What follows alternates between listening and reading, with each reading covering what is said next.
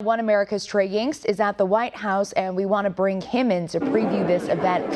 Hi, Trey. What can we expect from today's meeting between the two leaders?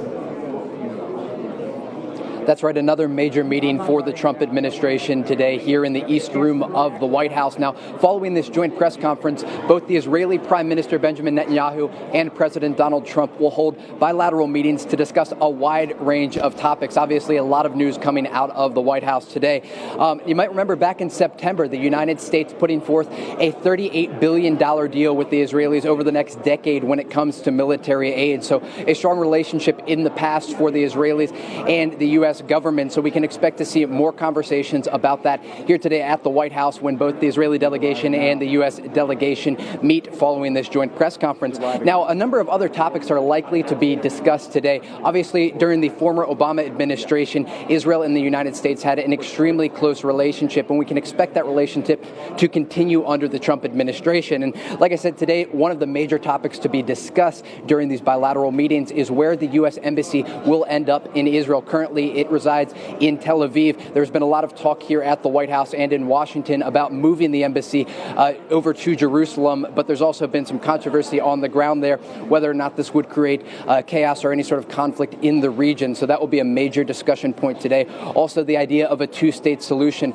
Early on in the campaign, President Donald Trump said that the only way to peace would be a two-state solution. The administration has walked those comments back a little bit, so it's going to be interesting to see here today in the East Room of the White House what President Donald Trump wants the Israeli-Palestinian situation to look like moving forward. Additionally, the Iranian nuclear deal is going to be a big topic of conversation. Obviously, the Israelis upset that a lot of those sanctions were unfrozen under the Obama administration. They feel that weapons could be developed that could ultimately threaten the state of Israel. So it will be interesting to see where President Donald Trump stands on those issues. And then additionally, settlement expansion in the region. Obviously, a number of conflicts erupted over the past decade in the country of Israel, following these conflicts that existed between the Israelis and the Palestinians. We saw Operation Protective Edge back in the summer of 2014 that unplayed in Gaza and the West Bank. Obviously, thousands of civilians and hundreds of military on the Palestinian side and the Israeli side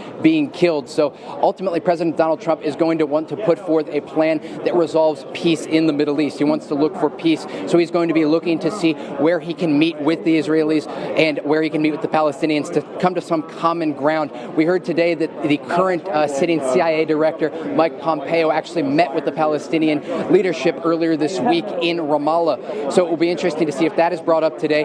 But additionally, what we can see here today at the White House is President Donald Trump is going to look to bridge the gap between the Israelis and the Palestinians, ultimately looking for peace in the region. Yeah, Trey, do we know anything about the CIA director speaking with Mahmoud Abbas, the Palestinian official? Do we know anything there, and if that is going to come up at all in this meeting, and if it might even create more conflict with Benjamin Netanyahu meeting with Trump today?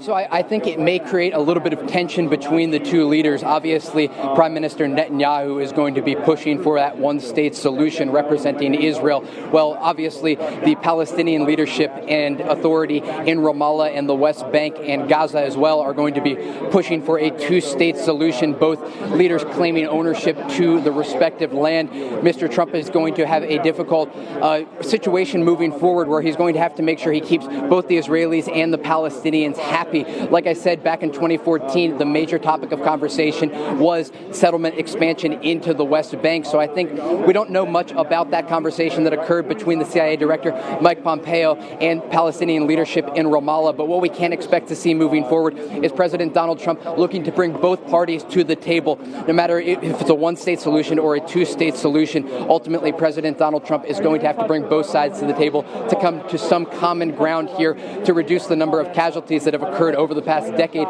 when fighting occurred between both the Israelis and the Palestinians.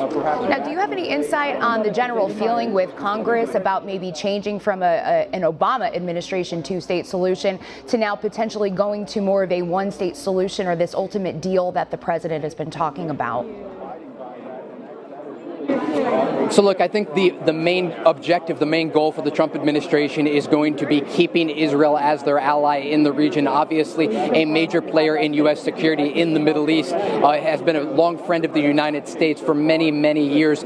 So I think moving forward, President Trump and the administration is going to try to work with Congress to ultimately come up with something that is going to keep the Israelis happy. And as we see, they're looking to reach out to the Palestinians as well. So if he does put a one-state solution moving forward, supporting that for the Israeli government, you can expect the Trump administration to also keep the Palestinians in the loop. There are people that are living in the West Bank. There are people that are living in Gaza, and obviously those people are going to need a place to live. So if they're going to live, they would ultimately end up living under the Israeli government. Right now in the West Bank, many of those people actually have Israeli citizenship, so it may not be that huge of a transition. So I think we are going to see Congress, we are going to see the Trump administration, and we are going to see both sides of leaders in the Middle East, obviously the Palestinians and the Israelis, coming to the table to find some sort of solution that ultimately ends in peace in the region.